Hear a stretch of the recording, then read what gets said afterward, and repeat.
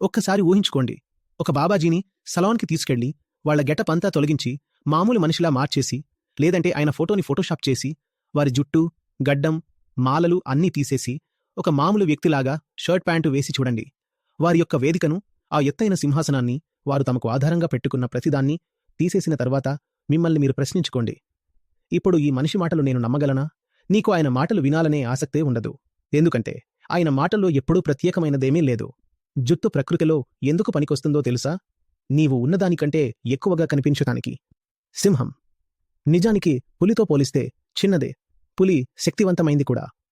పులి మరియు సింహం మధ్య పోటీ జరిగితే పులే తేలికగా గెలుస్తుంది. కాని జుట్టు వల్ల సింహం ఎక్కువ శక్తివంతంగా కనిపిస్తుంది.